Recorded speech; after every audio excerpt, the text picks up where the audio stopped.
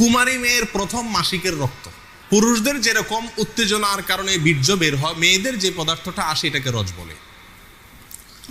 এই রজ এটা পান করলে কোনো রোগবালাই শরীরে থাকে না, এটা বাউলদের বিশ্বাস। আমাকে মাফ করবেন, আমাকে একটু বেহায়া হতে হবে। বাউল সাধনা সম্পর্কে এমন কিছু কর্মকাণ্ড তাদের আছে যেগুলো আমি না বললে আপনারা বুঝবেন না। আমাদের দেশে মানুষ জানে না, অনেকে ম্যাক্সিমাম লোক। আমি ব্যক্তিগতভাবে লালনের আখড়া থেকে নিয়ে ফকিরদের বিভিন্ন আখড়া ঘুরে ঘুরে দেখেছি।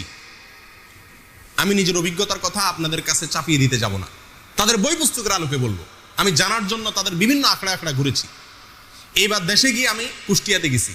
আমার উদ্দেশ্য ছিল লালনের আখড়া যাওয়া, দেখা সেখানে, এবং শুধু শোনা কথা বা পড়া কথারও বিশ্বাস না করে নিজে চোখে দেখা। তাদের আখড়া যদি কেউ যেয়ে থাকেন, ফকিরদের তারা তথাকথিত জিকির করে যেগুলাতে, এগুলোতে আপনারা দেখবেন পুরুষের সাথে একজন নারী লাগে, অন্ধকার হইতে হয়, এবং গাঁজা তো প্রয়োজনই হয়, এবং বাকি কি কাজগুলো হয় সেগুলো বই থেকে শুনেন, আমার অভিজ্ঞতা থেকে না শুনে। দেখুন, বাউল ধর্মে পরকীয়া প্রেম জায়েজ আছে। আল্লাহর কসম, আমি নিজে যাচাই করে যশোরের এক গ্রামে গিয়ে সন্ধান পাইছি যে এখানে, এমনি অন্য কাজে গেছি, পরে শুনছি যে এখানে আপনার ফকিরদের আখড়া আছে। তো আমি দেখতে গেছি, একদিন না কয়েকদিন পরে জানতে পারছি যে এক মহিলা আছে, তার স্বামীও আছে, কিন্তু সবাই জানে এই মহিলা সারাদিনই জেনা করে তার ওই সাধন সঙ্গীর সাথে, বাউলদের সাথে। এবং কোন কোন মহিলার তো সংসার শেষ, আবার অনেক পুরুষও করে যারা বাউল। এটা তাদের ধর্মের গুরুত্বপূর্ণ কাজ, জেনা করা। সারাদিন জেনাটাই ইবাদত বাস। এবং জেনার মানে মূল মুহূর্ত যেটা, সেই মুহূর্তেই নাকি স্রষ্টা হাজির হয়ে যায়।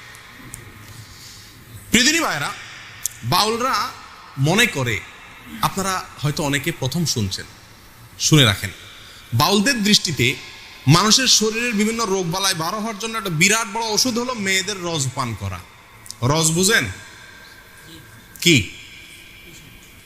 না, রজ বলতে দুইটা জিনিস। এক হলো কুমারী মেয়ের প্রথম মাসিকের রক্ত, আরেকটা হলো পুরুষদের যেরকম উত্তেজনার কারণে বীর্য বের হয়, মেয়েদের যে পদার্থটা আসে এটাকে রজ বলে। এই রজ এটা পান করলে কোনো রোগবালাই শরীরে থাকে না, এটা বাউলদের বিশ্বাস।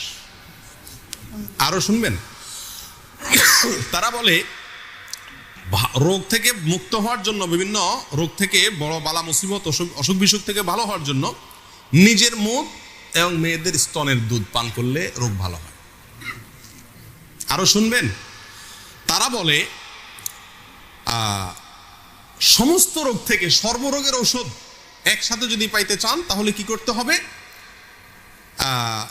মল, মূত্র, রজ এবং বীর্য, মল, মূত্র, রজ এবং বীর্য, এগুলো সবগুলা মিক্স করে একটা ঔষধ বানায় তারা, নাম হলো প্রেম ভাজা। ওষুধের নাম কি? প্রেম ভাজা। এটা খাইলে আর কোনো রোগ থাকে না। প্রিয়দিনী ভাইরা, আপনারা অনেকে হয়তো বলবেন যে এগুলা গল্প আর কি। আপনি আল্লাহি বাস্তবতা খবর নিয়ে দেখেন। আর খবর নেওয়ার দরকার না, আমি আপনাকে বই পুস্তক থেকে বলছি, তাদের বই পুস্তক থেকে, তাদের ধর্মগ্রন্থ থেকে, তাদের ধর্মীয়, তাদের আচার এবং তাদের সংস্কৃতি, কালচার, এই সংক্রান্ত যে সমস্ত বই পুস্তক আমাদের সমাজে প্রতিষ্ঠিত, গ্রহণযোগ্য, অথেন্টিক, এই সমস্ত বই পুস্তকে লেখা আছে। তার ভিতরে বাংলাদেশে বাউল বইয়ের 350 থেকে 382 নম্বর পৃষ্ঠায় এই কথাগুলো উল্লেখ আছে। কথা বুঝে আসছে ভাই? আমাদের দেশে অনেক মানুষ না জেনে এই ফকিরদের কাছে চিকিৎসার জন্য যায়। ছেলেবেলে অসুখ হলে যায় না, কি ওষুধ দেয় এটা ওই শয়তান জানে, আর শয়তানকে যে এই শয়তানই শিখাইছে সেই শয়তান হয়তো জানে, আল্লাহ সুবহানাহু ওয়া তাআলা জানে, আমরা অনেকে জানিও না। আমাদের দেশের নাস্তিকরা বাউলদেরকে খুব পছন্দ করে, একটা মজার বিষয়। কারা পছন্দ করে? নাস্তিকরা কোনো ধর্মকে পছন্দ করে না, কিন্তু বাউলদেরকে খুব পছন্দ করে। ডক্টর আহমদ শরীফ নাস্তিকদের গুরু, বাউলদের নিয়ে বই লিখছেন এবং বিরাট বিশ্লেষণ করেছেন, তাদের ঐতিহ্য তুলে ধরেছেন। শুধু তাই নয়, বাংলাদেশের যারা নাস্তিক, সেকুলার, এরা সবসময় বাউলদেরকে প্রমোট করে।